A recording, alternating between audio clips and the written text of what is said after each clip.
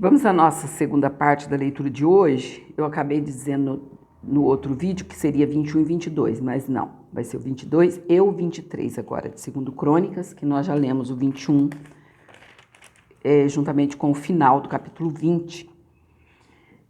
Acasias reina e é morto por Jeú. E os moradores de Jerusalém fizeram rei a Acasias, seu filho mais moço, em seu lugar, porque a tropa que viera com os arábios ao arraial tinha matado a todos os mais velhos. E assim reinou Acasias, filho de Jeorão, rei de Judá. Era da idade de 42 anos quando começou a reinar, e reinou 1 ano em Jerusalém. E era o nome de sua mãe, Atália, filha de Omri. Tá vendo? Aqui vai trazer o detalhe. No caso que o Jeorão, que morre sem deixar desses saudades alguma, quem que reina no seu lugar? Acasias, filho de quem? Filho de Atália, que era filha de Acabe. Olha só. Essa Atália aqui, a Jezabel fica muito longe dela. A gente vai ver cada história aqui terrível. Também este andou nos caminhos da casa de Acabe, porque sua mãe era sua conselheira para proceder impiamente. E fez o que era mal aos olhos do Senhor, como a casa de Acabe, porque eles eram seus conselheiros depois da morte de seu pai, para a sua perdição. Também andou no seu conselho e foi-se com Jorão, filho de Acabe, rei de Israel, à peleja contra Azael, rei da Síria, junto a Ramote-Gileade. E os sírios feriram a Jorão, e tornou a curar-se em Jizreel, das feridas que lhe deram junto a Ramá, pelejando contra Azael, rei da Síria. E Azarias, filho de Jeorão, rei de Judá, desceu para ver a Jorão. Parece assim bem confuso, não é? Mas esse Azarias aqui, no caso, é o filho da Atália com Jeorão. E o Jorão estava sendo o rei de Israel. Por quê? Porque as tribos tinham dividido. Então é muito nome parecido, então a gente tem que prestar bastante atenção para não fazer confusão. Então, o Jeorão, não é? Era o filho de Josafá, que morreu sem deixar de si saudades algumas. E Azarias, seu filho, rei de Judá, desce para ver a Jorão, filho de Acabe, em Jizreel. Falei errado, não é Jizreel, é Jizreel, porque estava doente. Veio, pois, de Deus o abatimento de Acasias para que viesse a Jorão, porque, vindo ele, saiu com Jorão contra Jeú, filho de Ninsi, a quem o Senhor tinha ungido para desarraigar a casa de Acabe. E sucedeu o quê? Executando Jeú juízo contra a casa de Acabe, achou os príncipes de Judá e os filhos dos irmãos de Acasias que serviam a Acasias e os matou.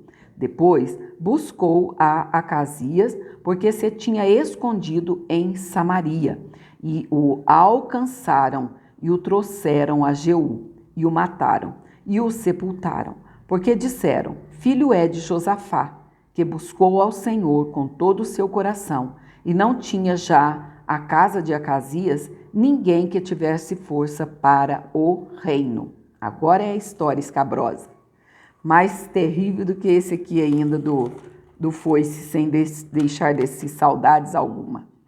Atália manda matar a família real, mas Joás escapa. Vendo, pois, Atália, mãe de Acasias, que seu filho era morto, levantou-se e destruiu toda a semente real da casa de Judá, ou seja, para que ela fosse a rainha. Porém, Jeozabete, Jeozebate, filha do rei, tomou a Joás, filho de Acasias, e tirou-o dentre os filhos do rei, a quem matavam, e o pôs com a sua ama na câmara dos leitos. Assim, Jeozabeate é um nome bem difícil, né? Jeosabeate, filha do rei Jeorão, mulher do sacerdote Joiada, porque era irmã de Acasias. O escondeu de Atalha, de modo que o não matou. E esteve com eles escondido na casa de Deus 6 anos, e Atalha reinou sobre a terra. Capítulo 23. Joiada, o sacerdote, unge a Joás como rei de Israel. Porém, no 7º ano, Joiada se esforçou e tomou consigo em aliança os chefes das centenas, Azarias, filho de Jeroão, e Ismael, filho de Joanã, e Azarias, filho de Obed, e Maacéias, filho de Adaías, e Elisafate, filho de Zicri. Estes rodearam Judá e ajuntaram os levitas de todas as cidades de Judá e os cabeças dos pais de Israel e vieram para Jerusalém.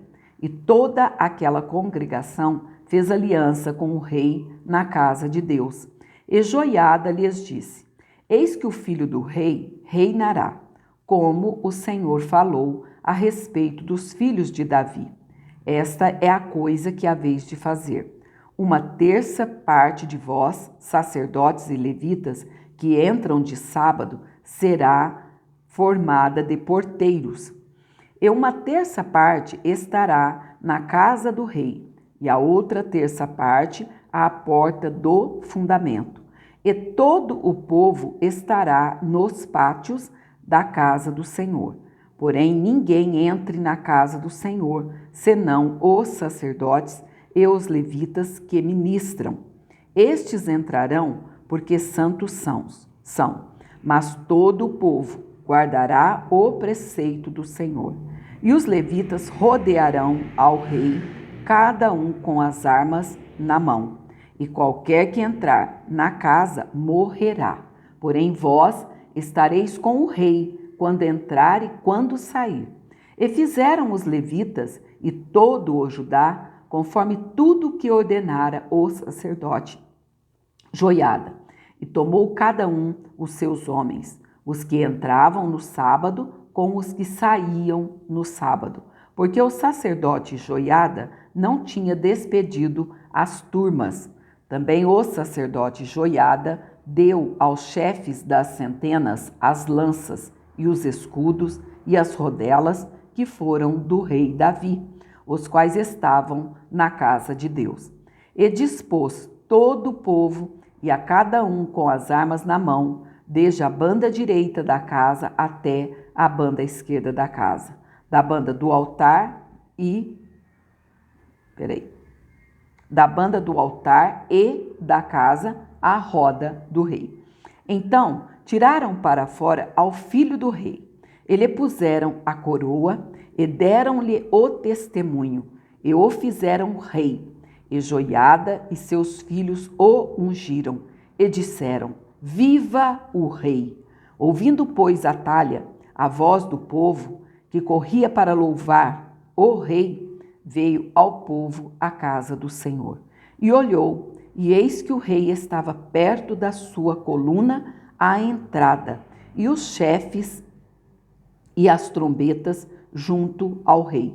E todo o povo da terra estava alegre e tocava as trombetas. E também os cantores tocavam instrumentos músicos e davam a entender que se deviam cantar louvores. Então Atalha rasgou as suas vestes e clamou: Traição! Traição! Porém o sacerdote Joiada tirou para fora os capitães que estavam postos sobre o exército e disse-lhes: Tirai-a para fora das fileiras. E o que a seguir morrerá à espada, porque dissera o sacerdote: Não a matareis na casa do Senhor. E eles lhe lançaram as mãos, e ela foi à entrada da porta dos cavalos da casa do rei. E ali a mataram. Triste a história, não é? Vocês pararam para pensar que essa Atalha, terrível, ela manda matar nada mais, nada menos que os netos dela, porque toda a hierarquia do rei, ela manda matar a todos. E se o rei era filho dela, quem era esse povo aqui? Eram netos, sobrinhos, enfim, não tinha coração. Quanta gente ama os netinhos da gente, eu fico lendo a palavra e meditando assim, meu Deus, por que um dos netos aqui, no caso o mais velho, né? Não poderia ser o rei? Ela não seria uma rainha de honra? Não, mas ela queria ter o poder. Pelo poder ela fez tudo isso aqui. O pacto que Joiada fez. E Joiada fez aliança entre si e o povo, e o rei, para serem eles o povo do Senhor. Depois, todo o povo entrou na casa de Baal e a derribou. Eles quebraram seus altares e as suas imagens, e a Matã, sacerdote de Baal, mataram diante dos altares.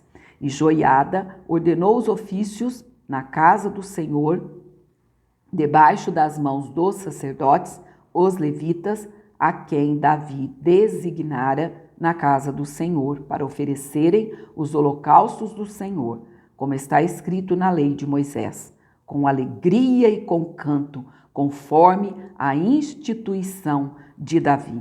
E pôs porteiros às portas da casa do Senhor, para que não entrasse nela ninguém imundo em coisa alguma.